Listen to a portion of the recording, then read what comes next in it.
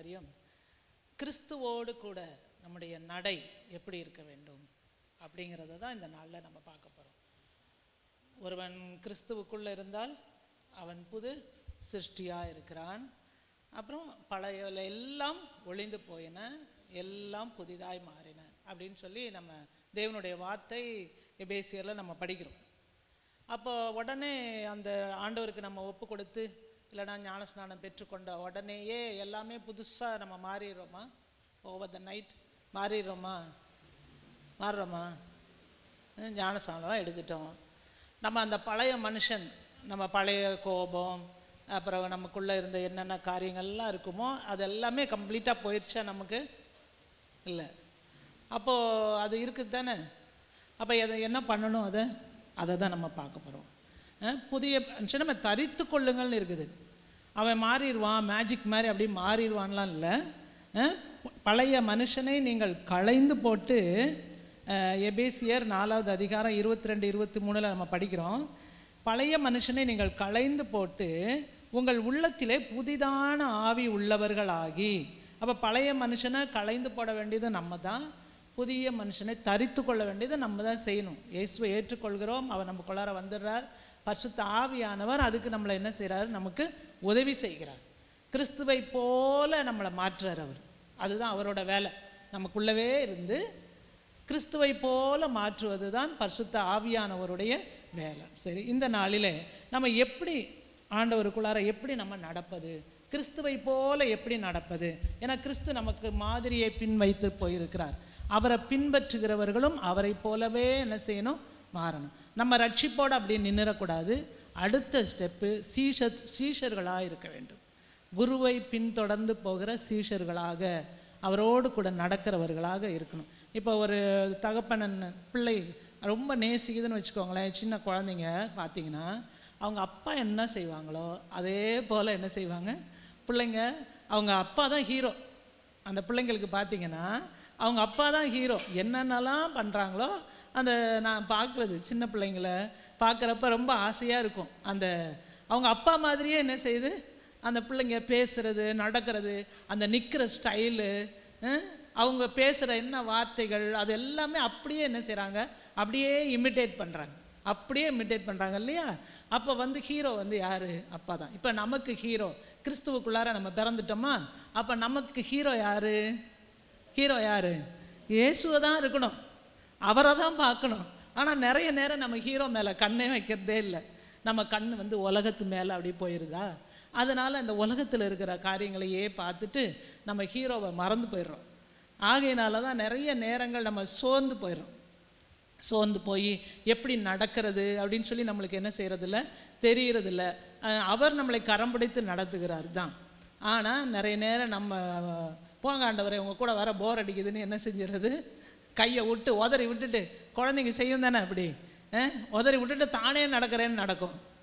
அப்புறம் அது போய் என்ன செய்யும்? டபக்குன்னு கீழே விழும். அப்புறம் அது கையில் காலில் எல்லா சிராய்ப்பு எல்லாமே வரும். அப்போ ஆனால் நம்ம ஆண்டவரோடு நம்ம நடந்தோன்னா நிச்சயமாக நம்முடைய வாழ்க்கை இன்பமானதாக, பரிசுத்தமானதாக, அவர் எப்படி நம்மளை விரும்புகிறாரோ அந்த மாதிரி நம்முடைய நடை மாறும். அப்போ ஒரு கிறிஸ்தவனுடைய நடை எப்படி இருக்க வேண்டும் அப்படிங்கிறத தான் நம்ம இந்த எபேசியர் 5வது அதிகாரத்தில் நம்ம படிக்க போகிறோம். அது ஏற்கனவே கடந்த நாட்களே நான் அதை தியானித்தேன். அதை இப்போ நான் உங்களோடு கூட அதை பகிர்ந்து கொள்ளலாம் என்று இருக்கிறேன். எபேசியர் 5வது அதிகாரம் புதிய ஏற்பாடில் 267வது பக்கத்தில் இருக்கிறது. அதில் 1லிருந்து அந்த 20 வசனங்கள் அதான் நம்ம பண்ண முடியும்னு நினைக்கிறேன். சரி, அதை நம்ம படிக்கலாம். ஆதலால் நீங்கள் பிரியமான பிள்ளைகளைப் போல தேவனை பின்பற்றுகிறவர்களாகி, பிரியமான, இப்போ நான் சொன்னேன்ல உங்களுக்கு எக்ஸாம்பிள், பிரியமான பிள்ளைகளைப் போல தேவனை பின்பற்றுகிறவர்களாகி. ஒரு பிள்ளைக்கு அவங்க அப்பா தான் ரொம்ப பிடிக்கும்னா அந்த பிள்ளை என்ன செய்யும்? அப்பாவை தான் பின்பற்றி போகும். ஸோ அந்த மாதிரி நம்ம என்ன பண்ணணுமா?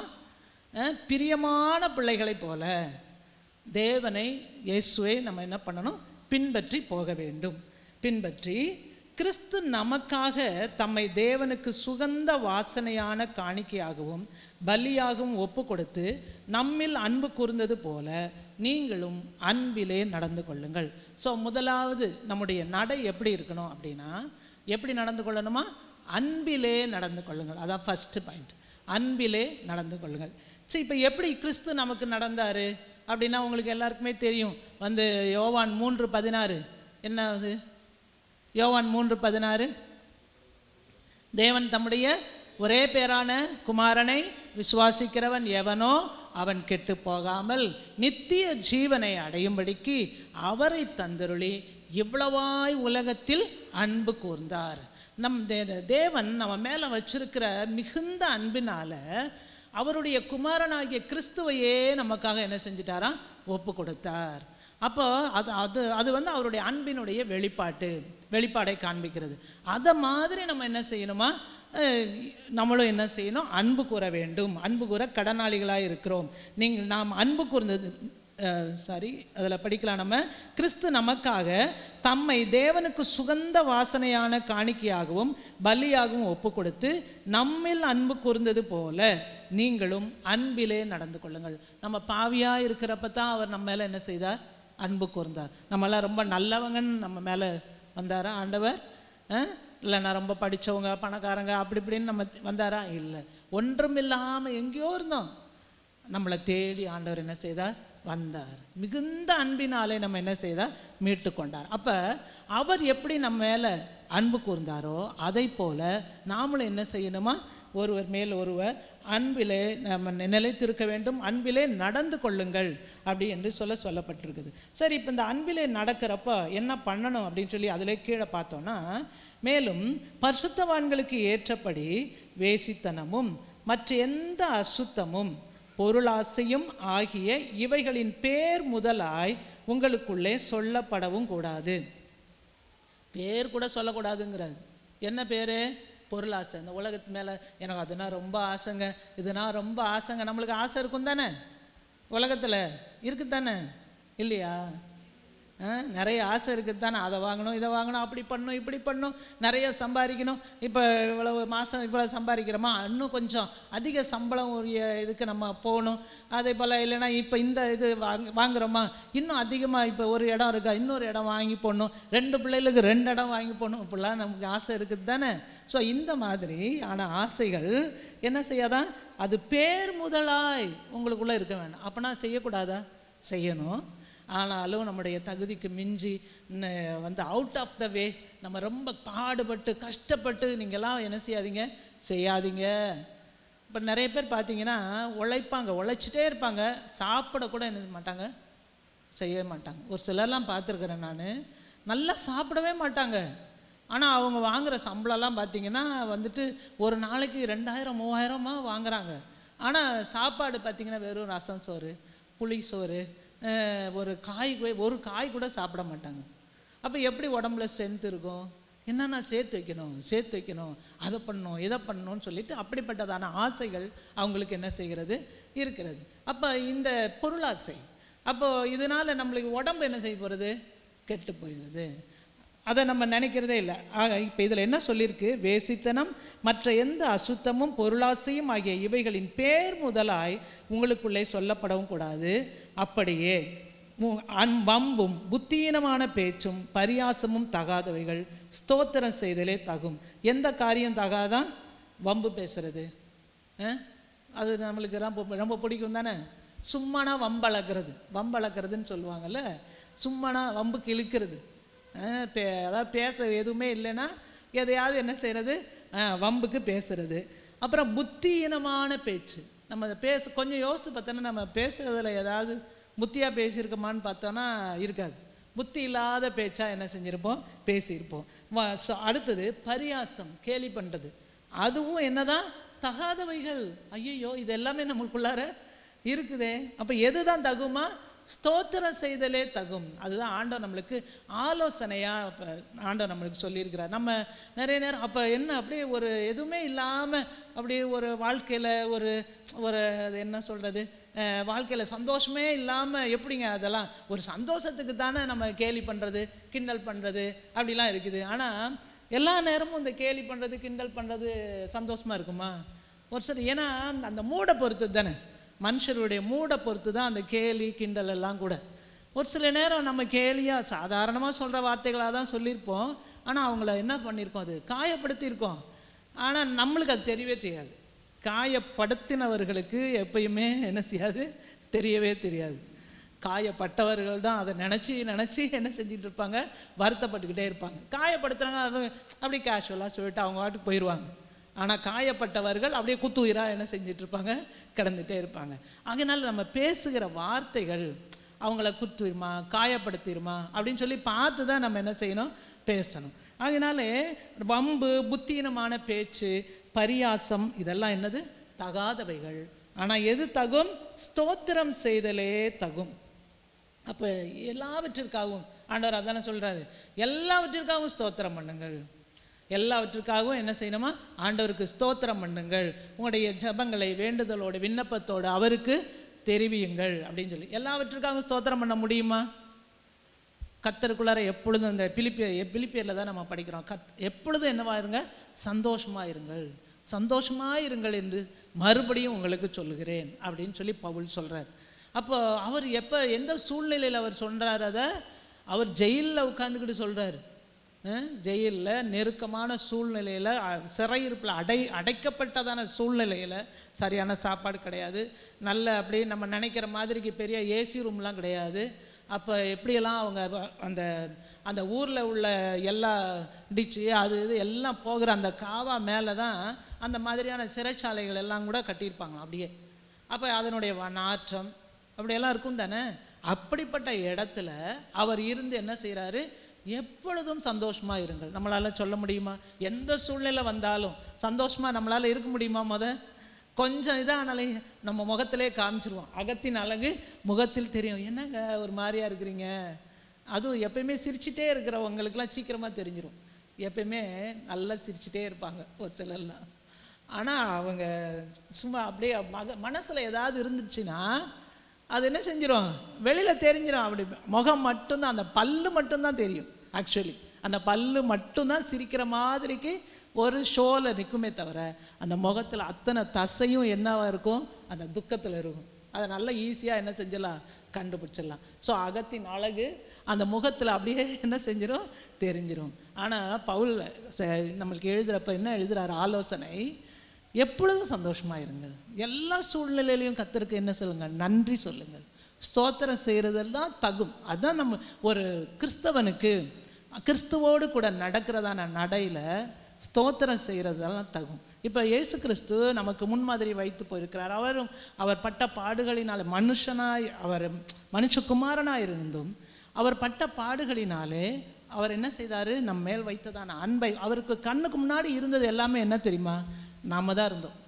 நம்மளை தான் பார்த்தார். அவர் நம்மளை மீட்டு கொள்ள வேண்டும் என்கிறதுக்காக தான் அத்தனை பாடுகளையும் அவர் என்ன செய்தார், பட்டார். அப்போ அதே போல தான் நமக்கு அந்த மேலானவைகளை நாடுறப்ப இந்த பூமிக்குரிய இந்த கொஞ்ச நேரத்தில் இருக்கிறதான அந்த அற்ப சந்தோஷம் நம்மளுக்கு ஒரு பெருசாகவே என்ன செய்யாது, தெரியாது. இந்த எந்த காரியமும் நம்ம டிஸ்டர்ப் பண்ண முடியாது. என்ன நடந்தாலும் நன்றி ஐயா அப்படின்னு சொல்லி ஃபாதர் கூட பாட்டு எழுதியிருக்கிறார். என்ன நடந்தாலும் நன்றி ஐயா, என்ன நேர்ந்தாலும் நான் உங்களுக்கு நன்றி சொல்ல முடியுமா நம்மளால்? ஆனால் சொல்லணும். அது எப்போ சொல்ல முடியும், நம்ம கிறிஸ்துவுக்குள்ளே இருக்கிறப்ப, அவரோட நம்ம நடக்கிறப்ப இந்த மாதிரியான வார்த்தைகளை நம்மளால் சொல்ல முடியும். ஸோ அப்போ வம்பு, புத்தீனமான பேச்சு இதெல்லாம் பரியாசம் தகாதவைகள், ஸ்தோத்திரம் செய்தலே தகும்.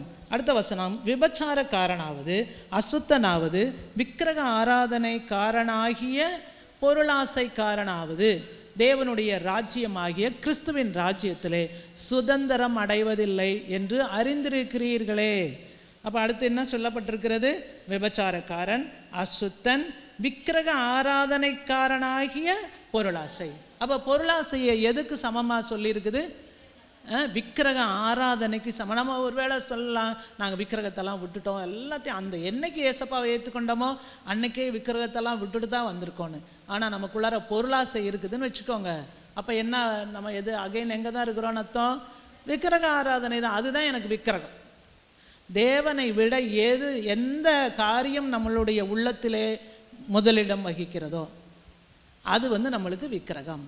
ஒரு சிலருக்கு பிள்ளைங்கள் இருக்கலாம், ஒரு சிலருக்கு நம்ம கணவனே கண் கண்ட தெய்வம். நம்ம காண்ற தெய்வம் யாரா, கணவனா? நோ, அப்படி கிடையாது. முதல் ஆண்டவர் தான், அப்புறம்தான் கணவன்லாம். அந்த இதை மாற்றவே கூடாது. அதே போல் ஒரு சிலருக்கு மனைவி இருக்கலாம், பிள்ளைகள், சிலருக்கு பிள்ளைங்கன்னா உசுருங்க அப்படிம்பாங்க. அப்படியும் இருக்கக்கூடாது, உசுராக இருக்கக்கூடாது. நம்மளுக்கு ஆண்டவர் அதுக்கு பின்னாடி தான் பிள்ளைகளை நம்ம என்ன செய்யணும், நம்ம நேசிக்க வேண்டும். அப்போ அந்த விக்கிரகத்தில் அதே போல் வேலை வேலை வேலை வேலை எதை பார்த்தாலும் ஒரு கொஞ்சம் நேரம் கூட ரெஸ்ட்டே இல்லாமல் என்ன செய்கிறாங்க, வேலை பார்த்துட்டே இருக்கிறாங்க. சரி, அப்படியெல்லாம் பார்க்குறீங்களே, ஏதாவது நீங்கள் அதை வைத்து ஏதாவது சந்தோஷமாக இருக்கிறீங்களா அப்படின்னு பார்த்தோன்னா அதுவும் இருக்க மாட்டேங்கிறாங்க. அந்த சாப்பிட்றதுலையோ ஒரு ட்ரெஸ் பண்ணுறதுலையோ இல்லைனா எங்கன்னா இப்போ சந்தோஷமாக போயிட்டு வந்தோம், இல்லை பிள்ளைங்களோட நம்ம கொஞ்சம் நேரங்களை செலவழித்து சந்தோஷமாக இருந்தோம், இதெல்லாம் எதுவுமே செய்கிறதே இல்லை. வேலை வேலை வேலை வேலை வேலை, சம்பாத்தியம் சம்பாத்தியம், சேர்த்து வைக்கணும். இதெல்லாம் என்னது, நம்மளுக்கு விக்கிரகம். அப்போ விக்கிரக ஆராதனை ஆகிய அந்த பொருளாசைக்காரனாவது அவங்க என்ன செய்ய முடியாதான், தேவனுடைய ராஜ்யமாகிய அந்த கிறிஸ்துவின் ராஜ்யத்திலே சுதந்திரம் அடைவது இல்லை. ஒரு நாளும் நம்ம அந்த ராஜ்யத்துக்குள்ளார என்ன செய்ய முடியாது, போக முடியாது. எப்படி இருந்தால், பொருளாசை இருந்தால் போக முடியாது. அதுக்கு முன்னாடி நம்ம ஆராதனை அப்போ சொன்னாங்க, எப்போ யார் போக முடியாதுன்னு சொன்னாங்க, பயப்படுகிறவனும் அவிசுவாசிகளும் அப்படின்னு. நம்ம விசுவாசின்னு சொன்னாலும் அது அவிசுவாசிங்கிற லிஸ்ட்டில் நம்ம வரலன்னு வச்சுக்கோங்க. விசுவாசின்னு சொன்னாலும் ஒரு சில நேரத்தில் ஒரு ஓரத்தில் என்ன வருது, அந்த பயம். அப்புறம் தான் ஐயோ நான் பயப்படக்கூடாது, நான் பயப்பட மாட்டேன்.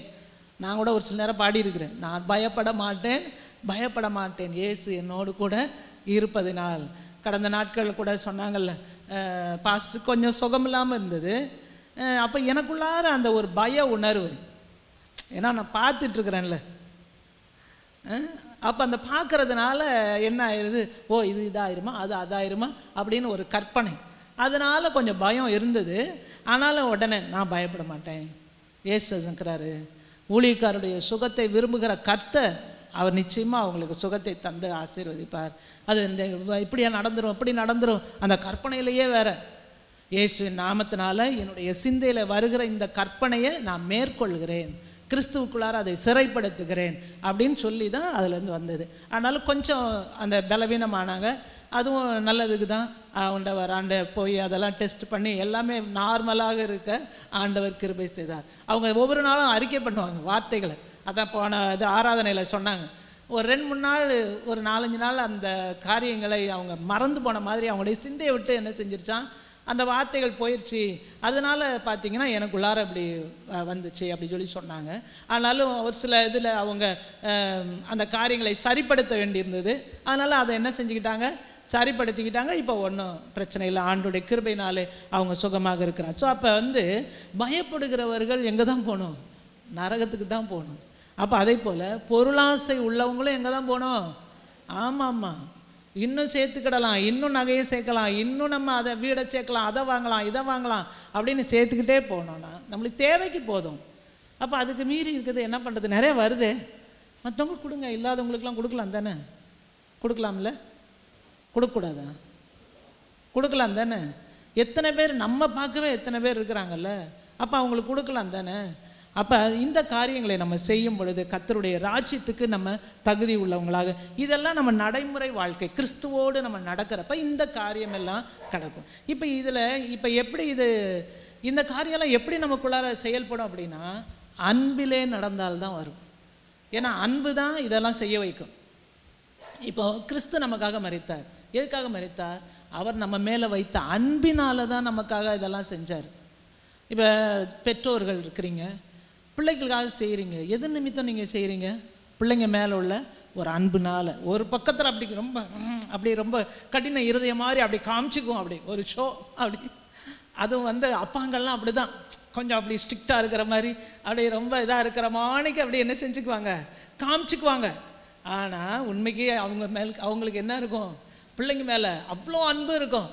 அதை அப்படியே வெளியில் அப்படி இது பண்ணிக்க மாட்டாங்க. அவங்க தாய் சொல்ல வேணாம், அவங்க ரொம்ப அந்த அன்பை வெளிப்படுத்துவாங்க.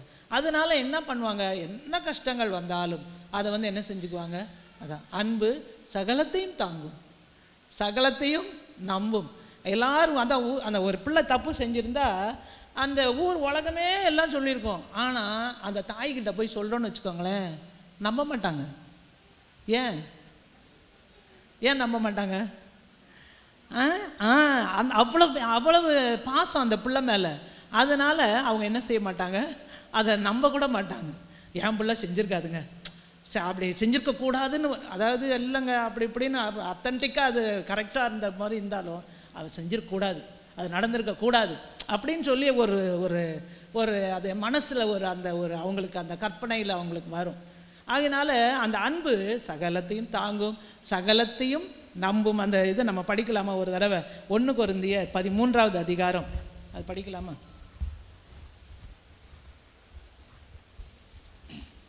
படிங்க. 1 கொரிந்தியர் 13, அதில் தான் அந்த அன்பை பற்றி சொல்லப்பட்டிருக்கிறது. 13வது அதிகாரம் 4வது வசனத்திலிருந்து. இப்போ அன்பிலே நம்ம நடக்கணும் அப்படின்னா இப்போ இந்த காரியம்லாம் நம்மளுக்கு இருக்குதான்னு சொல்லி செக் பண்ணிக்கலாம். சரியா? 13 4வது வசனத்திலேருந்து பார்க்கலாம். 239வது பக்கம். அன்பு நீடிய சாந்தமும் தயவும் உள்ளது. என்ன உண்டா அதுக்கு? நீடிய சாந்தம். அடுத்தது, அன்புக்கு பொறாமை இல்லை. மற்றவங்களுடைய வளர்ச்சியை பார்த்தோ, மற்றவங்களுக்கு எல்லாம் இருக்குது, இல்லைன்னா அவங்க ஆசீர்வதிக்கப்பட்டவங்களாக இருக்கிறாங்க அப்படிங்கிறத பார்த்தோ என்ன வரக்கூடாது? பொறாமை வரக்கூடாது. அப்படி பொறாமைப்பட்டேன்னா என்ன அர்த்தம்? எனக்கு அன்பு இல்லை அப்படின்னு சொல்லி அர்த்தம். இப்போ அன்புக்கு பொறாமை இல்லை. அன்பு தன்னை புகழாது. நானும் அதை செய்ய மாட்டேங்க, நான் அதை பண்ணேங்க, இதை பண்ணேங்க, செஞ்சுட்டு சொல்லிக்கிட்டே இருப்போம்ல, நான் அதை செஞ்சேன் இதை செஞ்சேன் அப்படின்னு சொல்லிட்டு. இப்போ பெற்றோர் கூட அது மாதிரி சொல்லுவாங்க. பெற்றோர் கூட ஒரு சிலர் பிள்ளைகளுக்கு நான் உனக்கு அதை செஞ்சேன் இதை செஞ்சேன்னு அப்படிலாம் சொல்லிக்கிட்டு இருப்பாங்க. அது கடமை இல்லையா? பெற்றோர் செய்ய வேண்டிய கடமை. அப்போ உண்மையாகவே நம்ம அன்பினால் நம்ம செய்திருந்தோன்னா அதை என்ன மாட்டோம், நம்ம சொல்ல மாட்டோம். அதே போல் மற்றவர்களுக்கு உதவி செய்கிறோம். ஒரு சிலர் மற்றவங்களுக்கு அப்படியே ஷோ காமிக்கிறதுக்காக என்ன செய்வாங்க, அப்படி செய்வாங்க. இல்லைனா மற்றவங்க பார்க்கட்டும்னு செய்வாங்க. இல்லைனா கொடுத்ததை மற்றவங்க தெரிஞ்சுக்கணுன்னு என்ன செய்வாங்க, சொல்லுவாங்க. அவங்களே நான் இதாக இருந்தாங்களாங்க, நாங்கள் போனோமாங்க, அப்படி செஞ்சோமாங்க அப்படின்னு சொல்லி என்ன செய்வாங்க, சொல்லுவாங்க. அப்படியே அவங்க செஞ்சதையும் சொல்லிடுவாங்க. சரியா? ஸோ இதெல்லாம் ஆண்டவருக்கு பிரியமில்லாத காரியம். அன்பு தன்னை புகழாது, இருமாப்பா இராது. அப்படி இருமாப்பா என்ன செய்யாது, அப்படியே ஒரு ஸ்டபானா, அப்படியே ஒரு ப்ரௌடாக என்ன செய்யாது, அது பெருமையாக இருக்காது. அயோக்கியமானதை செய்யாது, தற்பொழிவை நாடாது, சினமடையாது, தீங்கு நினையாது, அநியாயத்தில் சந்தோஷப்படாமல் சத்தியத்தில் சந்தோஷப்படும், சகலத்தையும் தாங்கும். அநியாயத்தில் சந்தோஷப்படாது. மற்றவங்களுக்கு ஏதோ ஒரு அநீதியோ அநியாயமோ, அது முறைப்படி ஏதோ நியாயமாக நடந்துருந்தா கூட அதை பார்த்து நம்ம என்ன செய்யக்கூடாது. உன் சத்துரு அவன் பாதிக்கப்படும் பொழுது, இல்லைனா அவன் கஷ்டப்படும் போது நீ அதை பார்த்து சந்தோஷப்படக்கூடாது, சந்தோஷப்படாதே அப்படின்னு அவனுடைய வார்த்தை இருக்குது. ஆகையினால நம்ம அதை பார்த்து அந்த சந்தோஷப்படுறவங்களாம் இருக்கக்கூடாது. அநியாயத்தில் சந்தோஷப்படாமல் சத்தியத்திலே சந்தோஷப்படும், சகலத்தையும் தாங்கும். அன்பு என்ன செய்யுமா, சகலத்தையும் தாங்கும். அதனால தான் பெற்றோர் என்ன செஞ்சுக்கிறாங்க, எல்லாத்தையும் அது என்ன பண்ணிட்டு வந்தாலும். ஒரு சிலர் வெளியில் இருக்கவங்க சொல்லுவாங்க, நான்லாம் இந்த மாதிரி புள்ள வச்சுருந்தேன்னா அன்னைக்கே சாவடிச்சிருப்பேன்பாங்க. சொல்லுவாங்க, அவங்க சும்மா அப்படி சொல்லுவாங்க. அவங்க பிள்ளை செய்கிறப்ப தான் அவங்களுக்கு தெரியும், அப்படி சொல்லுவாங்க. அப்படி அவ்வளவு இதாக அப்படி ரொம்ப நேர்மையாக அப்படி ரொம்ப கரெக்டாக இருக்கிறாங்களாம். அது தவறு. அவங்க ஏன் அப்படி அங்கே நடக்கிறது அப்படின்னா, அன்பு இருக்கிறதுனால தான் அவங்க என்ன செஞ்சுக்கிறாங்க, அதை தாங்கி கொள்கிறாங்க. எவ்வளோ அப்போ உண்மையாகவே அவங்க கிரேட் தானே இல்லையா? பிள்ளைங்க என்னென்னலாம் அட்டகாசம் பண்ணிட்டு வரோம், ஆனால் அவங்க தாங்குறாங்க. பெற்றோர் எதனால், என்னுடைய பிள்ளை, நான் அவன் மேலே நான் அன்பாக இருக்கிறேன், அந்த பிள்ளை என்னைக்காவது என்ன செய்யும், அந்த அன்பை புரிந்து கொள்ளும் அப்படிங்கிறதுக்காக தான் மறுபடியும் கொஞ்ச நாள் அப்படி கோபமாக இருக்கிற மாதிரிக்கு என்ன செய்வாங்க, இருப்பாங்க. ஆனாலும் அப்பிறகு என்ன செய்யும், அன்பினால் அவங்க மறுபடியும் அவங்களுக்கு இறங்குவாங்க. ஸோ அப்போ அந்த அன்பு சகலத்தையும் தாங்கும், சகலத்தையும் விசுவாசிக்கும், சகலத்தையும் நம்பும், சகலத்தையும் சகிக்கும். இப்போ ஒருத்தங்க மேலே அன்பாக இருக்கிறோம் அப்படின்னா நம்ம என்ன செய்வோம், அவங்கள நம்புவோம். சகலத்தையும் நம்பும், சகலத்தையும் சகிக்கும். என்ன நடந்தாலும் அவங்க என்ன செய்வாங்க, சகிச்சு கொள்வாங்க. அன்பு ஒரு காலம் ஒழியாது, தீர்க்க தரிசனங்களும் ஒழிந்து போம், அந்நிய பாஷைகளானாலும் ஒழிந்து போம், அறிவானாலும் ஒழிந்து போம். நம்முடைய அறிவு குறைவுள்ளது, நாம் தீர்க்க தரிசனம் சொல்லுதலும் குறைவுள்ளது, நிறைவானது வரும்பொழுது குறைவானது ஒளிந்து போம் அப்படின்னு சொல்லிட்டு 13வது வசனத்தில் விசுவாசம், நம்பிக்கை, அன்பு இம்மூன்றும் நிலைத்திருக்கிறது, இவைகளில் என்ன எது பெரிதான்? அன்பே பெரிய. அப்போ அந்த அன்பு தான், அந்த அன்பிலே நீங்கள் நடவுங்கள். ஒருவர் அன்பாயிருங்கள். இப்போ எபேசியர், பிலிப்பியர், பவுல் எழுதின நிருபங்கள் எல்லாத்துலேயும் படிச்சிங்கன்னா அது ரொம்ப ஒவ்வொரு காரியத்திலையும் அவர் சொல்லுவார். குடும்பங்களாலும் சரி, வேலைக்காரர், எஜமான் எல்லாருக்கும் சொல்கிறப்ப அவர் ஒருவரில் ஒருவர் அன்பாயிருங்கள், தயவாயிருங்கள் அப்படின்னு சொல்லி ரொம்ப அதை இன்சிஸ்ட் பண்ணி அவர் சொல்லிக்கிட்டே இருப்பார். அப்போது ஏன்னா நம்ம அந்த எபேசியர் 5ஆம் அதிகாரத்தில் பின்பகுதியில் நம்ம படிக்கிறப்ப குடும்பத்தை பற்றி மனைவிகளுக்கு, புருஷர்களுக்கு, அப்புறம் பிள்ளைகளுக்கு, அப்புறம் அடுத்த இதில் சொல்கிறாரு எஜமானுக்கு, வேலைக்காரனுக்கு, எல்லாருக்குமே சொல்கிறப்ப அந்த அன்பை ரொம்ப முக்கியப்படுத்தி தான் அவர் என்ன செய்கிறார் சொல்கிறார். அப்போ அந்த அன்பு இருக்கிறப்ப என்ன பிரச்சனை வந்தாலும் அதை என்ன செய்ய முடியும்? தாங்கிக்கொள்ள முடியும். போய் சொல்லிக்கிட்டே தெரிய மாட்டாங்க. அதுதான் அன்னைக்கு கூட ஒரு இதில் பார்த்தேன். இப்போ நோவா அவன் என்ன பண்ணார்? நோவா பேழையில் அவங்க இருந்தாங்க. அப்புறம் பெரிய வெள்ளம் வந்தது. அவங்க அந்த 150 நாள் கழித்து அவங்க வெளியில் வர்றாங்க, காப்பாற்றப்பட்டு. அந்த குடும்பம் மட்டும் காப்பாற்றப்பட்டு வெளியில் வந்தாங்க இல்லையா? சரி, இப்போது நோவாவுடைய அந்த பிரளயம் அந்த வளர்ந்த காலங்களில் அந்த வானத்தில் இருந்த நீர்த்திரை எல்லாமே என்ன செய்கிறது? கிழிஞ்சு போய் எல்லாமே திறவுண்டுருச்சு.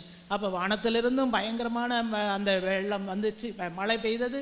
இங்கே கீழே இருந்தும் நீரூற்றுகள் எல்லாம் திறவுண்டது. இப்படி அந்த வாட்டர் கேனப்பின்னு இருந்த அந்த ஜலத்திரள் உடைஞ்சு போயிடுச்சு. அதனால் டைரெக்டாக அந்த சன்னோட ஹீட் என்ன செய்தது? சூரியனுடைய வெப்பம் அந்த பூமியில் பட்டதுனால இப்போ என்னாச்சு? எப்பயும் போல் நேச்சுரலாக பருகிறதான அந்த திராட்சை ரசம் என்ன ஆகி போயிடுச்சுன்னா அப்படி காடி மாதிரிக்கு என்ன ஆயிடுச்சு? போயிடுச்சு.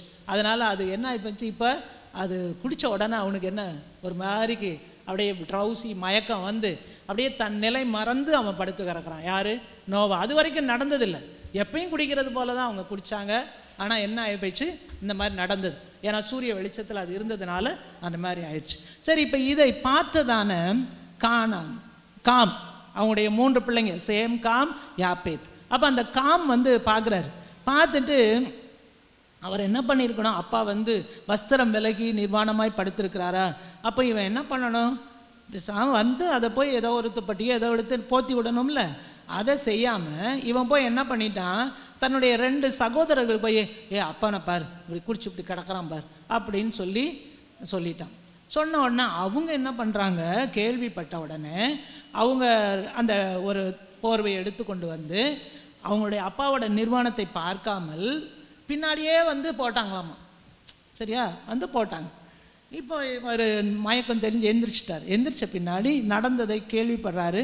ஐயோ இப்படி ஆயிடுச்சின உடனே அவருக்கு காம் மேலே ரொம்ப கோவம் வருது. ஏன் அப்படின்னா அவருடைய நிர்வாணத்தை அவன் என்ன செய்கிறான்? அறிவிக்கிறான்ல. போய் என்ன பண்ணியிருக்கணும்? அவன் போய் அதை மூடி வச்சிருக்கணும்ல. அதை பண்ணாமல் இவன் போய் என்ன பண்ணுறான்? அதை அறிவித்தான். அவருடைய நிர்வாணத்தை மற்றவங்களுக்கு போய் அறிவித்ததுனால இவருக்கு ரொம்ப மனம் வருத்தம் அடைந்து அவனுடைய பிள்ளையை சபிக்கிறார். கானான் சபிக்கப்பட்டவன். யாருடைய பிள்ளைய? காமோட பிள்ளைய சபிக்கிறார். கானான் சபிக்கப்பட்டவன் சொல்லி அப்படித்தான் அந்த கானான் வம்சமே என்னதான் மாறிடுச்சு? சபிக்கப்பட்டதாக மாறி போயிடுச்சு. அப்போ அவன் செய்ததான தவறு என்ன? தகப்பனுடைய நிர்வாணத்தை எல்லாரும் ஊரறிய என்ன செஞ்சுட்டான்? சொல்லிட்டான். அப்போது உண்மையாகவே தகப்பன் மேலே ஒரு அன்பு பாசம் இருந்திருந்ததுன்னா அது என்ன செய்யுமா? அன்பு பிரதான பாவங்களை மூடும்னு இருக்குது. பூதிக்கிட்டே தெரிய மாட்டாங்க. என் பிள்ளை அப்படி பண்ணிட்டான், அதை பண்ணிட்டான், இதை பண்ணிட்டான்னு சொல்லி அது சொல்கிறதுல பெருமை இல்லை. அதுக்கு பதிலாக நம்ம என்ன பண்ணணும்? அன்பு பாவங்களை மூடும் தான். ஆனாலும் அதுக்காக நம்ம என்ன செய்யலாம்? ஜெபிக்கலாம் அந்த காரியங்களுக்காக. இப்போ ஜெபிக்க வேண்டும். நம்ம தனியாக ஜெபிக்கிறப்ப ஒரு சில தெரியாது. ஆகையினால நம்ம யாருக்கிட்டையாவது நம்மளுடைய அந்த ஜெபத்துக்குன்னு நம்மளுக்கு ஷேர் பண்ணிக்கிறவங்க யாராவது நம்பகமான இருக்கிறவங்க, நம்ம பிள்ளைகளுடைய காரியங்களை அப்படியே ஊதிக்கிட்டு தெரியக்கூடாது. நம்ம பிள்ளைகளோ நம்ம குடும்பத்தில் ஒருத்தரோ செய்கிற தவறுகளை அப்படியே ஊதிக்கிட்டு என்ன செய்யக்கூடாது? எல்லாருக்கிட்டையும் அப்படியே நான் ரொம்ப கரெக்டுங்க, நான் ரொம்ப நேர்மைங்க. இதில் நேர்மை இல்லை, இது நேர்மை கிடையாது. ஏன்னா தகப்பனுடைய நிர்வாணத்தை அறிவித்தவனுக்கு என்ன நடந்தது? சாபம் தான் நடந்தது. அதே போல் நம்முடைய சகோதரர், அதை இல்லைனா நம்முடைய குடும்பத்தில் ஒருத்தர், அவங்களுடைய தவறுகள் நம்ம வந்து போய் வெளியில் போய் பிரகடனப்படுத்துறதுனால நம்ம மேலே என்ன தான் வரும்? சாபந்தான் வரும். ஆகையினால் அந்த காரியத்தை செய்யாமல் அன்பு சகலத்தையும் தாங்கும். அன்பு பிரதான பாவங்களை மூடும், அந்த பாவத்தெல்லாம் மூடிடும். ஆகையினால அதை மூடி என்ன செய்வாங்க? அவங்கள நேசிப்பாங்க. அவங்க நல்லா மாறணுங்கிறதுக்காக என்ன செய்யலாம்? நம்ம ஜெபிக்கலாம். இப்போ ஒரு சிலர் என்ன பண்ணுவோம், நாங்கள் ஜெபத்துக்காக சொல்கிறேங்க, ஜெபத்துக்காக சொல்கிறோன்னு சொல்லிட்டு என்ன பண்ணிடுவோம், அவங்க செஞ்ச எல்லா காரியத்தையும் அப்படியே ஓவர்டாக அப்படியே பாஸ் பண்ணிடுவோம். செய்வோம் தானே, ஜெபத்துக்காக தான் சொல்கிறோம் அப்படின்னு. ஆனால் ஆக்சுவலாக என்ன பண்ணிடுறோம், நம்ம அப்படியே அவங்க எல்லாத்தையும் எல்லாருக்கிட்ட யார்கிட்டலாம் சொல்லணுமோ எங்கெல்லாம் சொல்ல முடியுமோ எல்லாருக்கிட்டையும் என்ன செஞ்சிடுறது? சொல்லிடுறது. ஸோ இதுவும் ஆண்டவருடைய சமூகத்தில் இது தவறான காரியம். ஸோ இப்படிப்பட்ட காரியங்களை எல்லாம் விட்டு நம்ம என்ன செய்யணும்? விலகணும். அன்பிலே நடக்கணும்னா இந்த காரியங்களை விட்டெல்லாம் நம்ம விலகணும். எப்படி நம்ம சரி செய்து கொள்ள வேண்டுமோ அதில் நம்ம சரி செய்து கொள்ள வேண்டும். சரி, அப்போ கிறிஸ்து நமக்காக மாதிரியை என்ன செய்தார்? இப்போ பார்த்தீங்கன்னா கிறிஸ்து கூட சீஷர்களோட கூட இருக்கிறாரு. அவருக்கு தெரியும் வந்து காட்டி கொடுக்க போகிறவனும் அவரோட தான் இருக்கிறான். அதே போல் மறுதளிக்க போகிறவனும் அவரோட தான் இருக்கிறான். தெரிஞ்சே நம்ம வச்சிட்ருப்போமா? யாரையாச்சும் நம்ம கூட வச்சுக்கிட்டு இருப்போமா? அப்புறம் நம்ம 4 பேர்கிட்ட சொல்லி அந்த இல்லைனா மற்ற 10 பேர்கிட்டையும் சொல்லியே அவன் எப்படிப்பட்டான் தெரியுமா, எனக்கு தெரியும்டா அவன் இப்படிப்பட்டவன் அப்படின்னு சொல்லியே இது பண்ணிடுவோம். ஆனால் ஆண்டவர் அவர் என்ன, இப்போ யோவான் 17 படிக்கிறோம், அவர் உலகத்தில் இருந்த அந்த சீஷர்களோடு இருந்தார். கடைசி வரைக்கும் அவர்களை நேசித்தாராம். கடைசி வரைக்கும் அவர்களை நேசித்தார். அவங்க தவறு செஞ்ச பின்னாடியும் இப்போ பேதுரு கூட மறுதளிக்கிறான், மறுபடியும் அவர் மனம் கசந்த உடனே ஆண்டவர் அவனுக்கு இறங்குகிறார். அப்போ நம்ம எப்படிப்பட்டவங்களாக இருந்தாலும் கிறிஸ்து நமக்கு மாதிரி என்ன காமிச்சிருக்கிறாரு? அவரையே காட்டி கொடுத்தவனாக இருந்தாலும் அவரை மறுதளித்தவனாக இருந்தாலும் அவனையும் நேசிக்கிறாங்க. ஆண்டவர் எல்லாருக்காகவும் தான் ரத்தம் சிந்தினார். அவருடைய ஜனத்துக்காக மட்டும் வரல, எல்லாரையும் தான் நேசித்து கிறிஸ்து நமக்காக இரத்தத்தை சிந்தி நமக்கு அந்த ரட்சிப்பை கொடுத்திருக்கிறார். அந்த போலதான அன்பு நமக்கு என்ன செய்யணுமா? வேணும். அந்த அன்பிலே நம்ம நடந்து கொள்ளணும். இப்போ கிறிஸ்துவை பின்பற்றுகிறவர்களும் அவரை போலவே நம்ம வாழணும் அப்படின்னு சொல்லிட்டு இதில் சொல்லப்பட்டிருக்கிறது. அடுத்தது ஒரு வசனத்தை நம்ம படிக்கலாம். ஸோ முதலாவது நம்ம எதில் நடந்து கொள்ளணும்? அன்பிலே நடந்து கொள்ள வேண்டும். நீங்கள் 1 யோவானில் படித்தோன்னா அது ஒரு சில வார்த்தைகளை நம்ம படித்து முடிச்சிடலாமே. 1 யோவான் எடுங்க. அதில்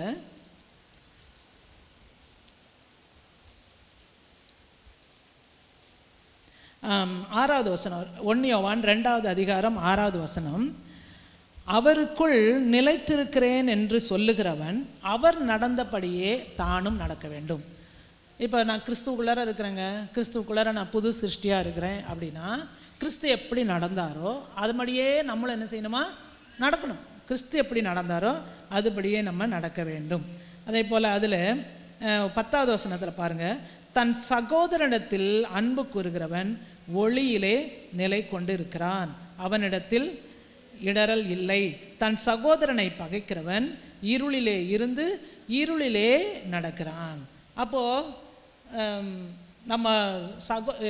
நாங்கள் ஆண்டவர் வெளிச்சத்தின் பிள்ளைகள் இல்லைன்னா நாங்கள் ரட்சிக்கப்பட்டவங்கன்னு சொல்லிட்டு நம்ம சகோதரனை பகைக்கிறவங்களாக இருந்தால் நம்ம எங்கே தான் இருக்கிறோம்? இன்னும் இருளில் தான் இருக்கிறோம், நம்ம ஒளியில் இல்லை அப்படிங்கிறது தான் இதிலேருந்து நம்ம பார்க்குறோம். அப்போ நம்ம என்ன செய்ய வேண்டுமா? அன்பிலே நடந்து கொள்ளுங்கள். 1வது அதிகாரத்தில் கூட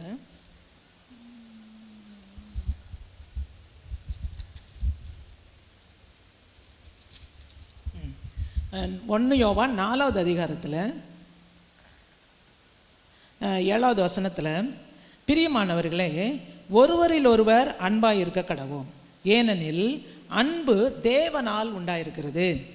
அன்புள்ள எவனும் தேவனால் பிறந்து அவரை அறிந்திருக்கிறான். அன்பில்லாதவன் தேவனை அறியான், தேவன் அன்பாகவே இருக்கிறார்.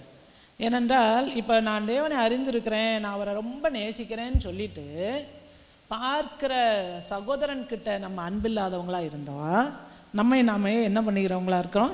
ஏமாற்றுகிறவர்களை போல நம்ம இருக்கிறோம். ஏன்னா அன்பு தேவனால் உண்டாயிருக்கிறது. அன்புள்ள எவனும் தேவனால் பிறந்திருக்கிறான், அவரை அறிந்திருக்கிறான். அப்போ அன்பில்லாதவன், அன்பே இல்லைனா நான் அறிஞ்சிருக்கிறேன், ஆண்டவரெல்லாம் எனக்கு தெரியுங்க, நான் ஏசப்பா பிள்ளைனா பொய். ஏன்னா அவருடைய பிள்ளைனா நிச்சயமாக நம்ம எதில் நடக்கணும்? அன்பிலே நடந்து கொள்ளுங்கள். 11வது வசனம், 11 கடைசி பகுதி பாருங்கள். தேவனின் விதமாக நம்மிடத்தில் அன்புக்கு வந்திருக்க நாமும் ஒருவரிடத்தில் ஒருவர் அன்பு கூற கடனாளிகளாக இருக்கிறோம். அப்போ அந்த அன்பு என்ன செய்யணும்? இப்போ ஆண்டவர் கூட பரலோகத்திலிருந்து நான் உங்களெல்லாம் நேசிக்கிறேன்னு சொல்லிக்கிட்டே இருந்தால் நம்மளுக்கு தெரிஞ்சிருக்குமா அவருடைய அன்பு? தெரியுமா? நம்மளுக்கு புரியாது. அப்போ அன்பின் வெளிப்பாடு என்ன நடந்தது? அவர் தம்முடைய குமாரனாகிய கிறிஸ்துவை நமக்கு என்ன செய்தார்? கொடுத்தாரு. பாவத்தை மீட்கும் பொருளாக, சர்வ லோகத்தின் பாவத்தை மீட்கும் பொருளாக அவருடைய குமாரனை கொடுத்தார் நமக்கு. அதே போல் நான் அன்பாக இருக்கிறேன்னு சும்மானா ஒரு கணவன் மனைவி உறவுலையோ இல்லைன்னா பெற்றோர் பிள்ளை உறவிலையோ வெறுமனே சொல்லில் மட்டும் நான் அன்பாக இருக்கிறேங்க ஆனால் அவள் புரிஞ்சிக்க மாட்டேங்கிறா அப்படின்னு சொல்கிறதுல அர்த்தம். அன்பு என்ன செய்யணும்? வெளிப்பட வேண்டும். அன்பின் வெளிப்பாடு செயல்களில் இருக்கணும். நம்ம சும்மா இருதயத்தில் நான் அன்பாக இருக்கிறேன்னு நம்ம சொல்லிக்கிட்டு வேணால் இருக்கலாம். அந்த அன்பை எப்படி நீங்கள் வெளிப்படுத்துவீங்க? அது பிள்ளைக்கு அன்பை வெளிப்படுத்தணுன்னா அதுக்கு அந்த குழந்தை எடுத்து கொஞ்சி அதெல்லாம் பண்ணுறப்போ அது என்ன செய்யுது? ஓ, எங்கள் பெற்றோர் என்னை நேசிக்கிறாங்க அப்படின்னு சொல்லி புரிஞ்சுக்கும். இப்போ ஒரு மனைவியினிடத்தில் அன்பு கூறுறாங்க அப்படின்னா அவங்க என்ன செய்யணும்? அவங்களுடைய வெளிப்பாடு, அன்பினுடைய வெளிப்பாடாக அவங்களுக்கு ஏதாவது பிடிச்சமானது ஏதோ வாங்கி கொடுக்குறப்ப அவங்க என்ன செய்வாங்க? ஓ, நிச்சயமாக என்னுடைய, ஏன்னா அவங்களுடைய மென்டாலிட்டி, அவங்க அப்படி தான் சிருஷ்டிக்கப்பட்டவங்க, அப்படி தான் பண்ணணும்னு என்ன நம்ம மெச்சூர்ட் ஆகணுமில்ல அப்படின்லாம் நினைக்கக்கூடாது. அது எத்தனை வயதாக இருந்தாலும் அன்பினுடைய வெளிப்பாடு அந்த மாதிரி என்ன செய்யணும்? அது வெளிப்படுத்துகிறப்ப அவங்க புரிந்து கொள்வார்கள். அதெல்லாம் புரிஞ்சுக்குவாங்கங்க. அதை நான் யாருக்கு சம்பாதிக்கிறேன், அவங்களுக்கு தானே சம்பாதிக்கிறேன் அப்படிலாம் இருக்கக்கூடாது. அதை நம்ம என்ன செய்ய வேண்டும்? அந்த அன்பை வெளிப்படுத்த வேண்டும். அதே தான். இப்போ அதே போல் நான் மற்றவர்களை நான் நேசிக்கிறேன் அப்படின்னு சொன்னால் அவங்கள விசாரிக்கிறது, அவங்க ஒரு குறைவில் இருக்கிறப்ப நம்ம விசுவாச குடும்பத்தாரை விசாரியுங்கள், குறைச்சலில் அவர்களுக்கு உதவி செய்யுங்கள் அப்படின்னு இருக்குது. இப்போ நம்ம விசுவாச குடும்பங்களாக சேர்ந்து இருக்கிறோம். இப்போ இதில் நம்ம அவங்கள பற்றி தெரிஞ்சிருந்தால் தானே அவங்க குறைவில் இருக்காங்களா என்ன இருக்காங்கன்னு தெரியும். நம்ம தான் யாரையுமே பார்க்காம போயிட்டோம்னா அவங்க எங்கே இருக்காங்கன்னே தெரியாதுங்க. அவங்க எந்த ஊர் எந்த இடத்துல இருக்கிறாங்க அவங்க பேரே தெரியாது. அப்புறம் எப்படி நம்ம அவங்கள நம்ம நேசிக்கிறோன்னு சொல்லுவோம்? ஆண்டவர் கற்பனை என்ன சொல்லியிருக்கிறது?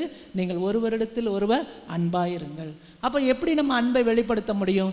ஒரு அன்பாக அவங்கள விசாரிக்கலாம், ஒரு ஃபோன் பண்ணி கேட்கலாம், நேரில் போக முடியலன்னா கூட ஒரு ஃபோன் பண்ணி என்ன செய்யலாம்? விசாரிக்கலாம். இல்லைனா அவங்க குறைச்சலில் இருக்கிறப்ப அவங்களுக்கு ஏதாவது உதவி செய்யலாம்.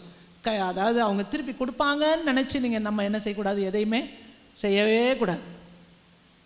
எதை செய்தாலும் அவங்க திருப்பி நம்மளுக்கு தந்துடுவாங்க அப்படின்னு நினச்சி நம்மளால் எது முடியுமோ, அவங்க தேவை ஒரு 1000 ரூபா அந்த நேரத்தில் இருக்கலாம், ஆனால் எனக்கு 1000 ரூபா தர முடியாது, ஆனால் என்னால் ஒரு 100 ரூபா என்ன செய்யலாம்?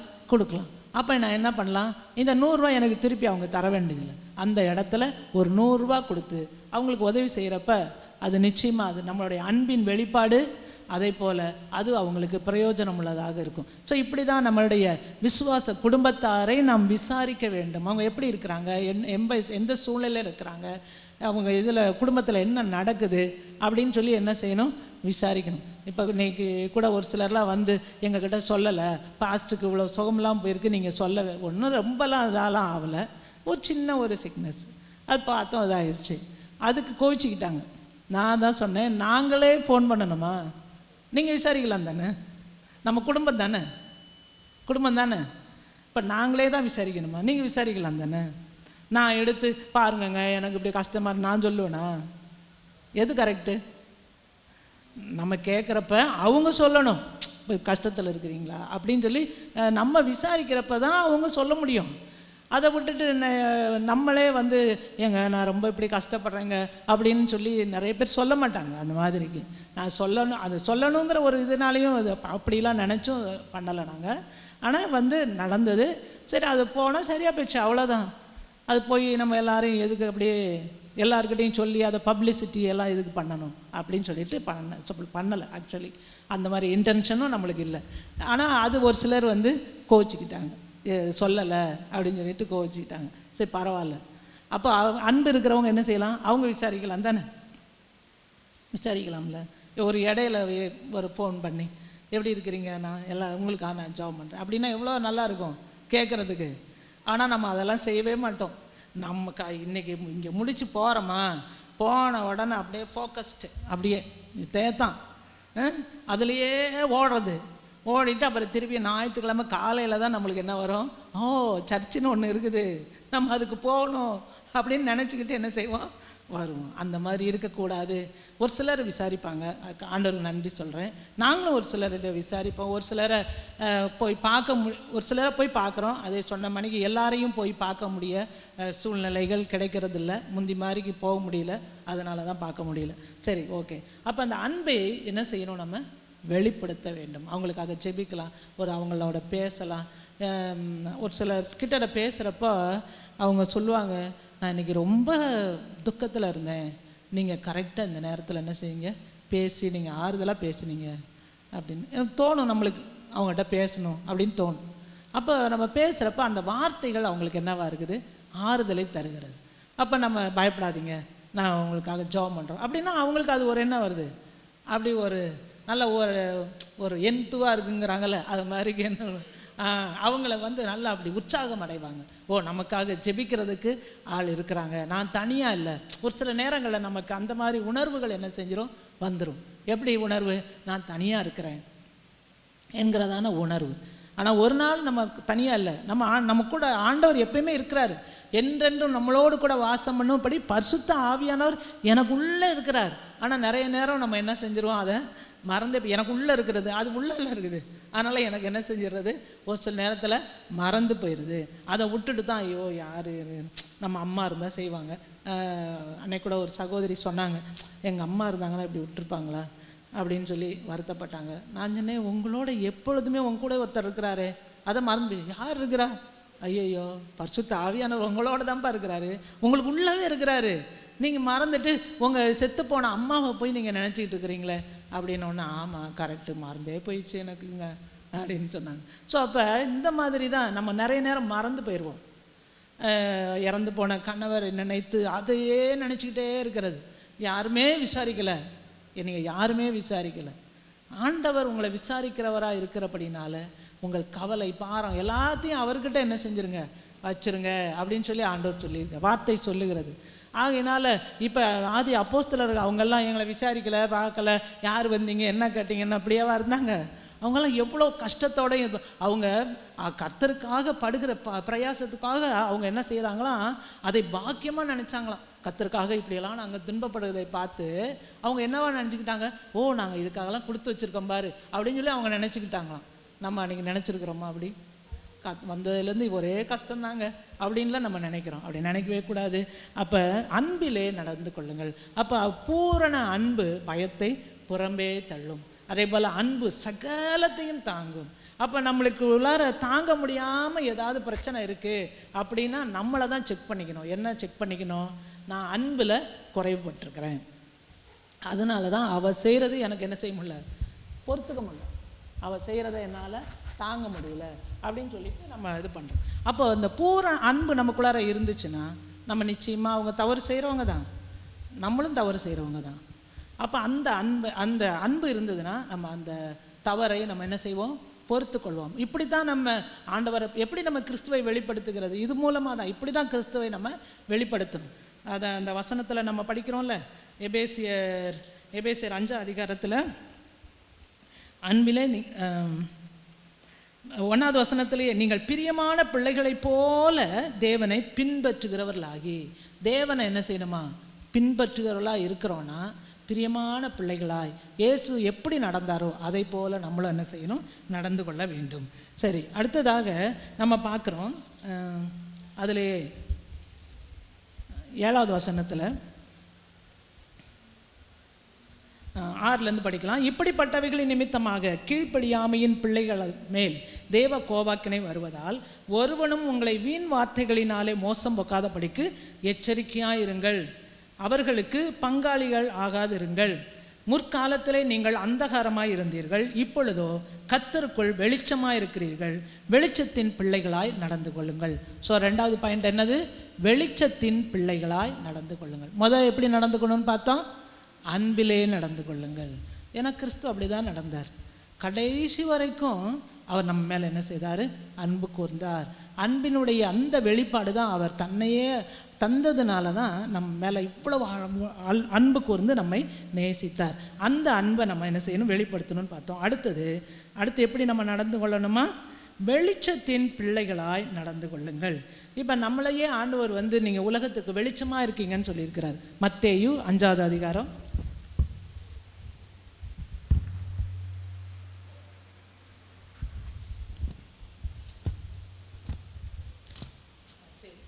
5வது அதிகாரம்